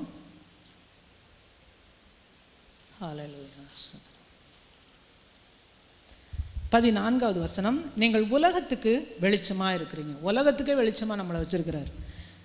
மலையின் மேல் இருக்கிற பட்டணம் மறைந்திருக்க மாட்டாது. விளக்கை கொளுத்தி மரக்காலால் மூடி வைக்காமல் விளக்கு தண்டின் மேல் வைப்பார்கள். அப்பொழுது அது வீட்டில் உள்ள யாவருக்கும் வெளிச்சம் கொடுக்கும். இவ்விதமாய் மனுஷர் உங்கள் நற்கிரியைகளை கண்டு பரலோகத்தில் இருக்கிற உங்கள் பிதாவை மகிமைப்படுத்தும்படி உங்கள் வெளிச்சம் அவர்கள் முன்பாக பிரகாசிக்க கடவது. அப்போ நம்ம உலகத்துக்கு வெளிச்சமாக இருக்கிறோம் அப்படின்னா, அந்த வெளிச்சம்ங்கிறது இந்த இதில் இந்த 16 படிக்கிறப்போ, மனுஷர் உங்கள் நற்கிரியைகளை கண்டு பிதாவை மகிமைப்படுத்தும்படி உங்கள் வெளிச்சம் அவர்கள் முன்பாக பிரகாசிக்க கடவுள். அப்போ வெளிச்சம்ங்கிறது இது எது? நம்ம செய்கிறதான நல்ல கிரியைகள். ஒருவன் கிறிஸ்துவுக்குள்ளார வந்துட்டோன்னாலே நம்முடைய செயல்பாடுகள் என்ன செய்யும்? கட்டாயம் மாறுபடும். அப்போ அந்த மாறுபட்ட வித்தியாசமானவங்களாக தான் இருப்போம் நம்ம நிச்சயமாக. அதை பார்த்து அவங்களே தெரிஞ்சுப்பாங்க, நீங்கள் கிறிஸ்தவங்களா அப்படின்னு சொல்லி. உலகமும் அதை தான் எதிர்பார்க்கிறது. அவங்கள விட ஏதோ ஒன்று வித்தியாசம் நம்மகிட்ட கட்டாயம் இருக்கும். அதுதான் டிஃப்ரென்ஷியேட் பண்ணி காமிக்கும் மற்றவங்கள விட நம்ம எப்படி இருக்கிறோம். நான் ஒரு கிறிஸ்தவன் அப்படிங்கிறத நான் நெத்தியில எல்லாம் எழுதிக்கிட்டு இருக்கலாம் வேண்டியதில்லை. என்னுடைய செயல் அது என்ன செய்யும்? காண்பிக்கும். அப்போ நான் நற்கிரியைகளை செய்கிறவங்களாக இருந்தால் அதன் மூலமாக என்ன செய்கிறேன்? வெளிச்சத்தை நான் பிரதிபலிக்கிறவனாக இருக்கிறேன். வெளிச்சம் என் மூலமாக பிரகாசிக்கிறது. ஆகையினால வெளிச்சத்திலே நடந்து கொள்ளுங்கள் என்று இருக்கிறது. 1 தெசலோனிக்கேயர் 5வது அதிகாரம் 5வது வசனம்.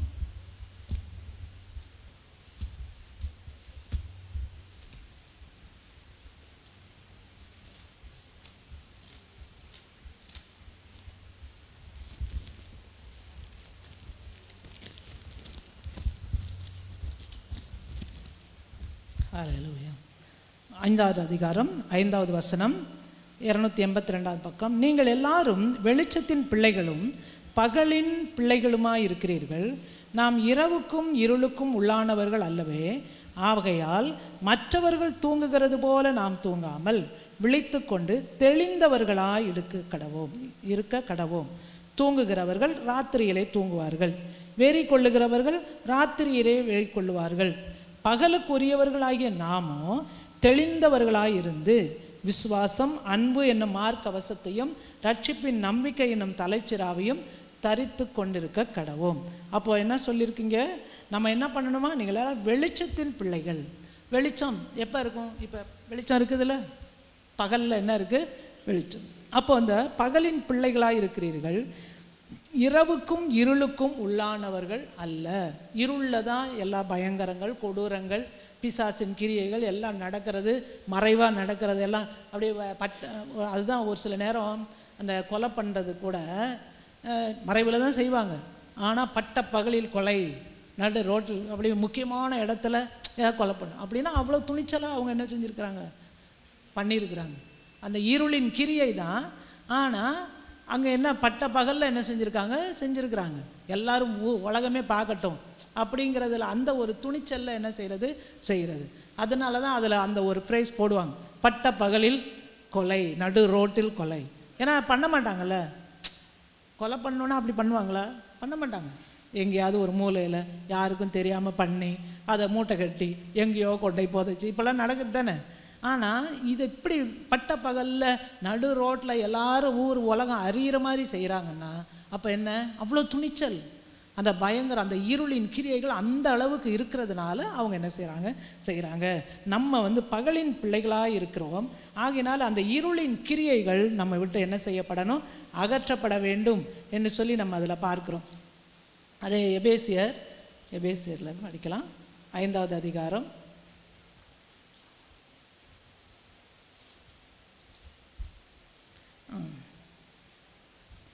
முற்காலத்தில் 8வது வசனம், முற்காலத்திலே நீங்கள் அந்தகாரமாக இருந்தீர்கள். நாமளே எப்படி தான் இருந்தோமா? அந்தகாரம்னா இருள். நம்ம பார்த்தாலே இருளாக இருந்திருக்கிறோம்.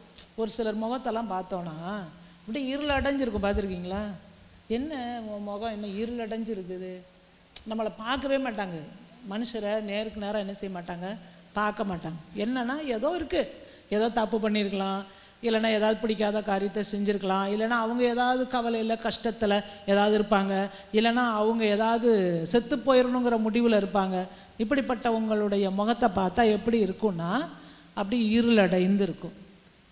அப்போ என்ன சொல்லியிருக்குதுங்க, நீங்கள் முற்காலத்தில் அந்தகாரமாக இருந்தீர்கள், ஆனால் இப்போ நம்ம எப்படி இருக்கணுமா, கர்த்தருக்குள் வெளிச்சமாக இருக்கணும். அப்போ முகத்திலேயே என்ன செய்யணும், வெளிச்சம் தெரியணும். தேவனுடைய வெளிச்சம் நம்ம முகத்துலேயும் என்ன செய்யணும். ஆமாம், அதுக்காக மேக்கப் போட்டுக்கிட்டு நம்ம வர வேண்டியதில்லை. நம்ம இருந்து நம்ம ஜெபம் பண்ணிட்டு அதை வந்தாலே என்ன செய்யும். ஆமாம், ஆண்டோடைய பிரசன்னத்தில் இருக்கிறப்ப, ஆண்டை நம்ம கூடவே இருக்கிறப்ப நிச்சயமாக நம்மளுடைய முகம் என்ன செய்யும், பிரகாசிக்கும். அப்போது கர்த்தருக்குள்ளே வெளிச்சமாக இருக்கிறீர்கள், வெளிச்சத்தின் பிள்ளைகளாய் நடந்து கொள்ளுங்கள்.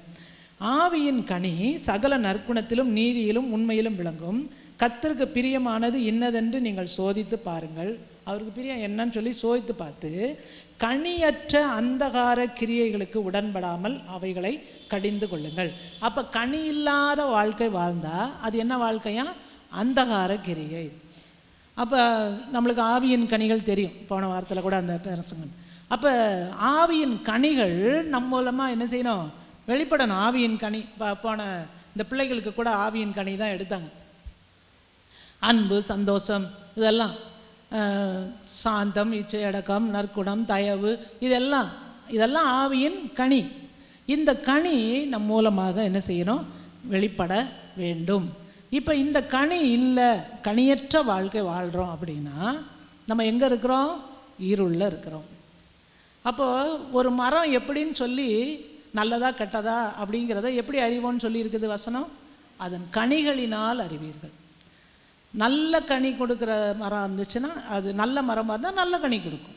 கெட்ட மரமாக இருந்தால் கசப்பான கனிகளை தான் தரும். என்னங்க இது இப்படி இருக்குது இந்த பழம் அப்படின்னு நினைக்கிறோம். ஏன், அந்த மரம் கெட்டது, அதனால அது கெட்ட கனி கொடுக்குது. அப்போ அதை வச்சே நம்ம சொல்லிடலாம் நம்முடைய கிரியைகள் எப்படி இருக்கிறது. வெளிச்சம்ங்கிறது நம்முடைய நற்கிரியைகளை காண்பிக்கிறது. அப்போ நம்ம கிரியைகள் எப்படி இருக்கிறது. கிரியை இல்லாத விசுவாசம் செத்தது. நான் ஆண்டவரை விசுவாசிக்கிறேன்னு சொல்லிட்டு நம்ம கிரியைகளை எதுலேயுமே காண்பிக்கலை, ஆவியினுடைய அந்த செயல்பாடுகள் நம்மக்கிட்ட இல்லை, நல்ல கிரியைகள் வெளிப்படலைன்னா நம்ம என்ன இருளிலே நடந்து அப்படியே இருளிலே தடவிக்கிட்டே இருக்கிறோன்னு அர்த்தம். அந்தகாரத்தின் பிள்ளைகளாக இருக்கிறோன்னு அர்த்தம். நான் வெளிச்சத்தின் பிள்ளைன்னு சொன்னாலும் ஆனால் நான் எங்கே இருக்கிறேன், இருளில் இருக்கிறேன் என்று சொல்லி அர்த்தம். ஆகையினால தான் என்கிட்ட கனியற்றதான அந்த அந்தகார கிரியைகள் எனக்குள்ளார காணப்படுகிறது. அப்போ கனியுள்ள வாழ்க்கை வாழ்ந்தாலே நிச்சயமாக நம்ம வெளிச்சத்தில் இருக்கிறோங்கிறதுக்கு அடையாளம் எது, கனியுள்ள வாழ்க்கை. அந்த கனிகள் என்னென்னு சொல்லி தெரியுமா உங்களுக்கு? என்னென்ன? மாம்பழம். இப்போ மாம்பழம் தானே வருது. மாம்பழத்துலேயும் பல வகை வருது. மாம்பழமா என்ன பழம்னு சொல்லுங்கள், அந்த கனி என்னன்னு சொல்லுங்கள். பிள்ளைங்களை கூப்பிட்டா சொல்லிடுவாங்க இந்நேரம்.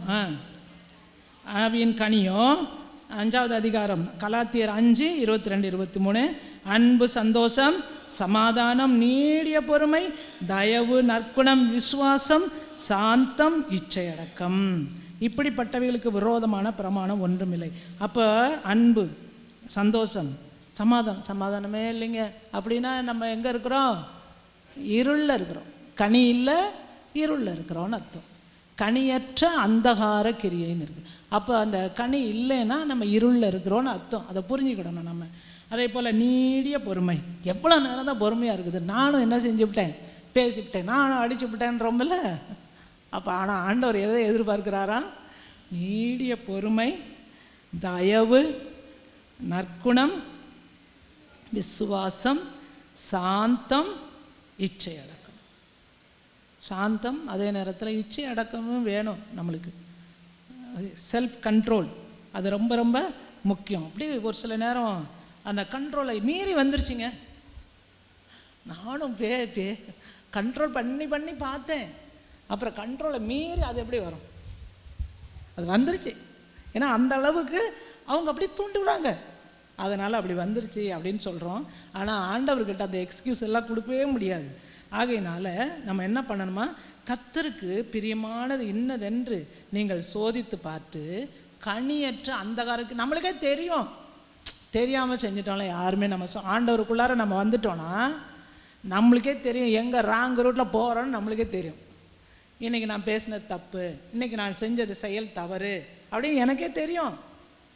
அப்போ உடனே அதுக்கு நம்ம என்ன செஞ்சிடணும், அதுக்கு கீழ்ப்படிஞ்சு ஆண்டவர்கிட்ட, ஆண்டவரே அப்பா, நான் என்னுடைய சுய முயற்சியில் நான் என்ன பண்ணிட்டேன், நானே போகலான்னு நினச்சேன், ஆனால் என்ன ஆகிப்போச்சு, இப்படி தவறாகி போயிடுச்சு, என்னை மன்னிச்சுக்கோங்கப்பா, இதன் மூலம் உங்கள் பேர் கெட்டு போகிற மாதிரி நான் நடந்துக்கிட்டேன், என்னை மன்னிச்சுக்கோங்க அப்படின்னு சொல்லி நம்ம ஆண்டவர்கிட்ட ஒப்பு கொடுத்தோன்னா மறுபடியும் என்னை என்ன செய்வார், ஆண்டவர் புதுப்பித்து அவருடைய வழியில் என்னை நடக்க வைப்பார். அப்போ கனியற்ற அந்தகார கிரியைகளுக்கு உடன்படாமல் அவைகளை கடிந்து கொள்ளுங்கள். அவர்களால் ஒளிப்படத்தில் செய்யப்படும் கிரியைகளை சொல்லுகிறதும் அவலட்சணமாக இருக்கிறது.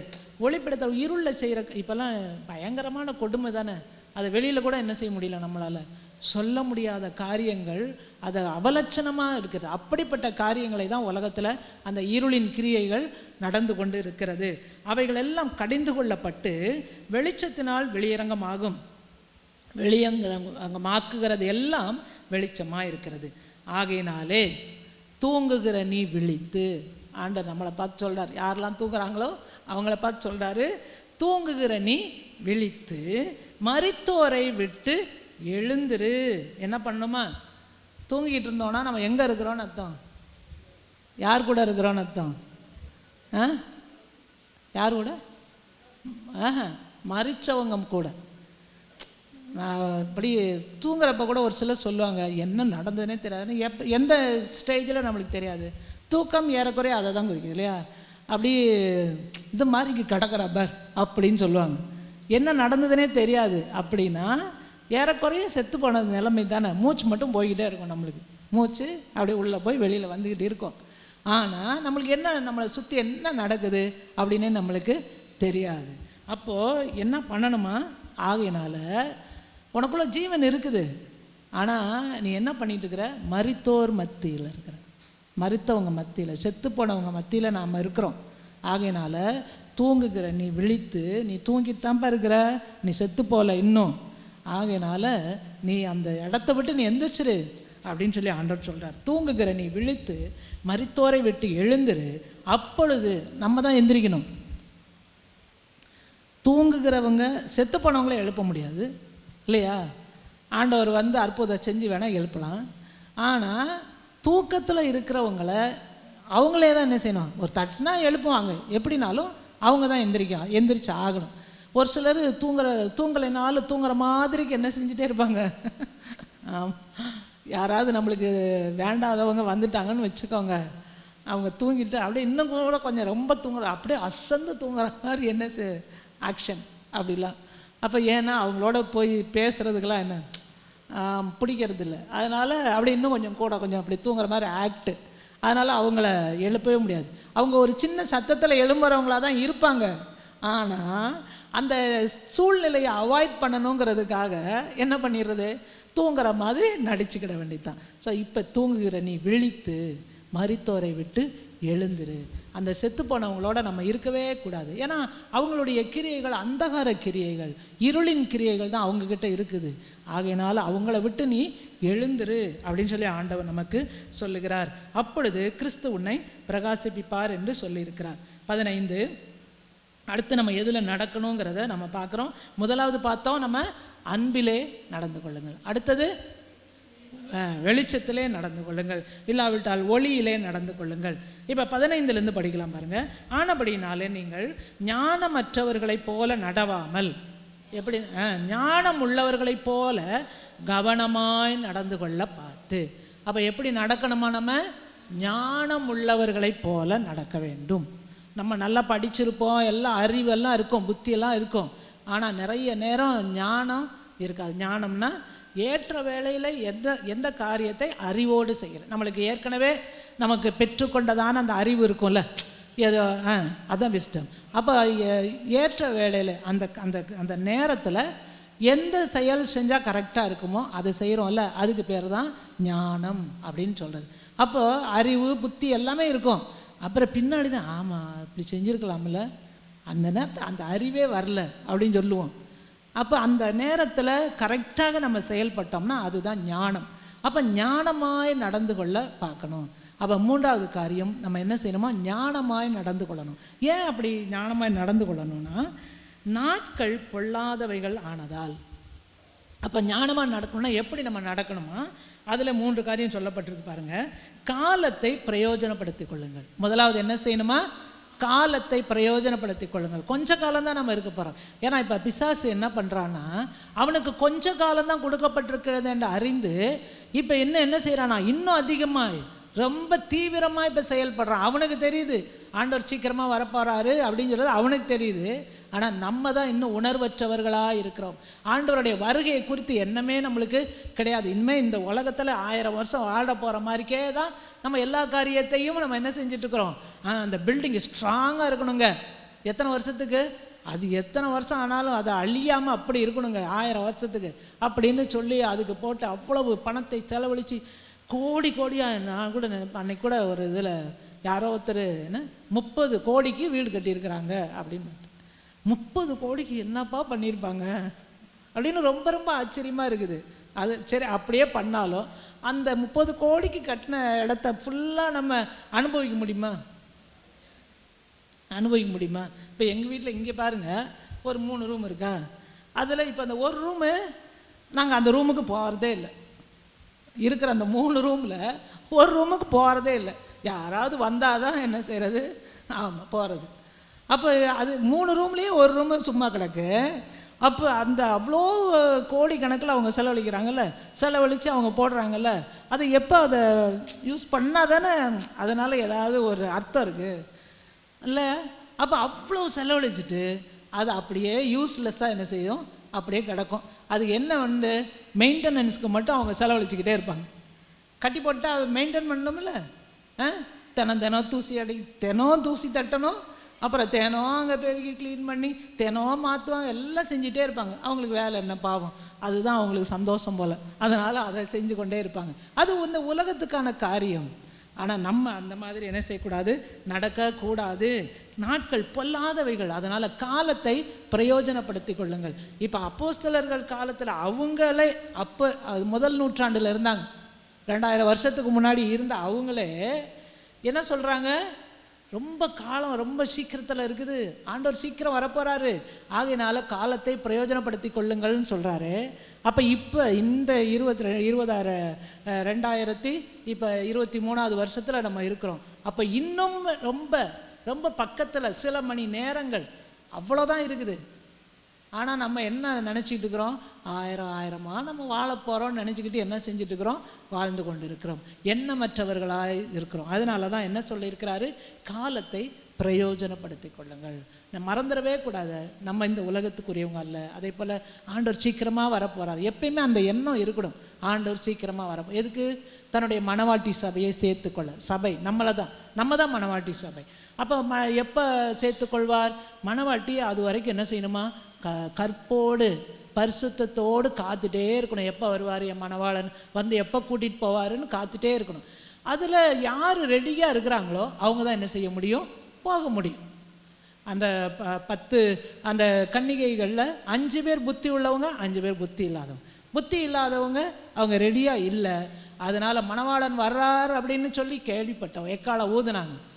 ஆனால் ஆயத்தமாக இருந்தவங்க என்ன செஞ்சிட்டாங்க, போயிட்டாங்க. ஆயத்தம் இல்லாதவங்க கைவிடப்பட்டவங்களாக போயிட்டாங்க. அப்போ எல்லாருமே நம்ம அழைக்கப்பட்டு இருந்தாலும் ஆயத்தமாக இருந்தோன்னா தான் நம்ம போக முடியும். அதனால் எப்பயுமே அந்த எண்ணம், ஆண்டவர் எப்போனாலும் வருவார். அதனால் எப்பொழுதும் நம்ம ஆண்டவருடைய வருகைக்கு காத்திருக்கணும். அதனால் இருக்கிற காலத்தை பிரயோஜனப்படுத்தி கொள்ளுங்கள். ஸோ அப்போ வந்து காலத்தை பிரயோஜனப்படுத்தி கொள்ளுங்கள். ரெண்டாவது, ஆகையால் நீங்கள் மதியற்றவர்களாக இராமல் கர்த்தருடைய சித்தம் இன்னதென்று உணர்ந்து கொள்ளுங்கள். அப்போ கர்த்தருடைய சித்தம் இன்னது என்று ஒவ்வொரு நாளும் நம்ம என்ன செய்யணும்? அறிந்து கொள்ளணும். கர்த்தருடைய சித்தம் தெரியலை அப்படின்னா நம்மளுக்கு மதி இல்லைன்னு அர்த்தம், அறிவு இல்லை அப்படின்னு அர்த்தம். அதனால தான் ஆண்டவருடைய வார்த்தைன்னு சொல்லுது, என் ஜனங்கள் அறிவு இல்லாமையினால்தான் சங்காரம் ஆகிறார்கள், சிறைப்பட்டு போகிறார்கள். ஏன் சிறைப்பட்டு போய் கிடக்கிறாங்க? சத்ருவால். அவங்க தேவனை குறித்து அறிகிறதான அறிவு இல்லை, கர்த்தருடைய சித்தம் என்னது என்று அவங்களுக்கு தெரியல. இப்போ ஆண்டவரால் இப்போ ரட்சிக்கப்பட்ட பிள்ளைங்க அவங்க கட்டாயம் வந்து அவிசுவாசியோடு திருமணம் பண்ணக்கூடாது. ஆண்டவருடைய வார்த்தை கட்டளையாக சொல்லப்பட்டிருக்கிறது.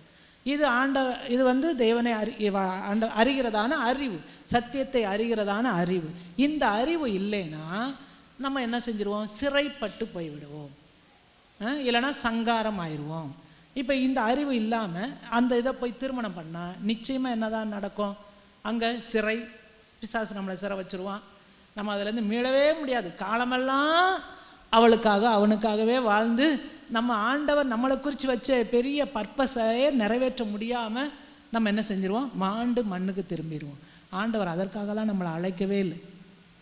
அதனால் கர்த்தருடைய சித்தம் திருமண காரியத்தில் மட்டும் இல்லை, ஒவ்வொரு காரியத்திலையும் நம்ம எந்த ஒரு நிலம் வாங்குறோமோ, ஒரு வீடு வாங்குறோமோ, எந்த காரியமாக இருந்தாலும் ஆண்டவரே இது உங்களுக்கு சித்தமாக, இது எப்படி நம்ம அதை கண்டுபிடிக்கிறது அப்படின்னா, அவருக்கு சித்தமானது என்னென்ன காரியங்கள்னு சொல்லி ஒரு சில காரியங்கள் இருக்குது, அது பிரதானமான காரியங்கள். அந்த காரியத்தை நம்ம செய்ய செய்ய இதையும் நம்ம என்ன செஞ்சுக்கலாம்?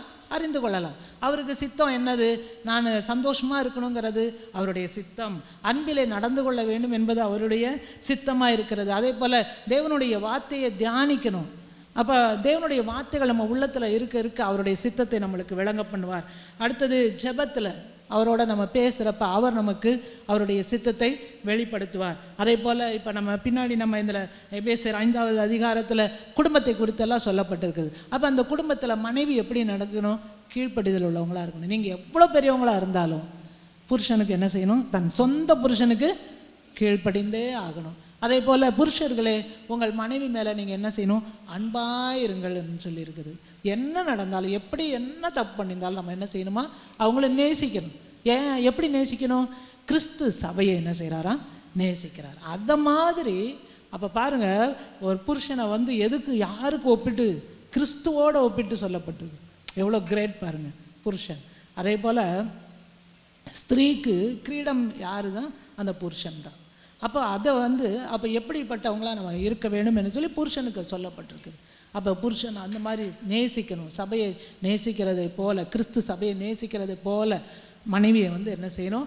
நேசித்து அவங்களை ஏற்றுக்கொள்ளணும், அவங்களுக்கு செய்ய வேண்டிய செய்யணும். அதே போல் பிள்ளைகள் என்ன செய்யணும்? பெற்றோருக்கு நீங்கள் எல்லா விதத்திலும் கர்த்தருக்குள் கீழ்ப்படியுங்கள். அதே போல் பிதாக்களே, நீங்களும் உங்கள் பிள்ளைங்களை என்ன செய்யாதீங்க? கோபப்படுத்தாதீங்க. பிள்ளைங்க என்ன செய்யக்கூடாதான்? பிள்ளைகள் பிதாக்கள்னா பெற்றோர் என்ன செய்யக்கூடாதான்? நீங்கள் உங்கள் பிள்ளைகளை கோபப்படுத்தக்கூடாது. கர்த்தருக்கேற்ற சிற்சையிலும் போதனையிலும் அவர்களை வளர்ப்பீர்களாக அப்படின்னு சொல்லி அந்த நம்ம குடும்பத்தில் காண்பிக்க வேண்டியதான அந்த அன்பு, இதில் எல்லாத்துலேயும் நம்ம பெருக ஆண்டவர் சொன்னதான கட்டளைகள் இதெல்லாம், இந்த கட்டளையின்படியெல்லாம் நம்ம செய்கிறப்ப நிச்சயமாக ஆண்டவருடைய சித்தத்தையும், இப்போ நான் இந்த காரியத்தை இன்றைக்கி செய்யலாமா, நான் செய்யக்கூடாதா, இது ஆண்டவருக்கு பிரியமா சித்தமாங்கிறதையும் நம்ம என்ன செஞ்சுக்கலாம்? அறிந்து கொள்ள முடியும். கட்டாயம் ஆண்டவர் நம்மளோட கூட அதை பேசுவார், தெளிவாக காண்பிப்பார். ஐயோ அவருடைய சித்தமே தெரிலைங்க அப்படின்னு ஒரு நாள் சொல்லவே முடியாது. நம்ம அவரோடு கூட நடந்தால் நிச்சயமாக அவருடைய உள்ளத்தை, அவருடைய இதெல்லாம் நம்ம அறிஞ்சுக்குவோம் தானே.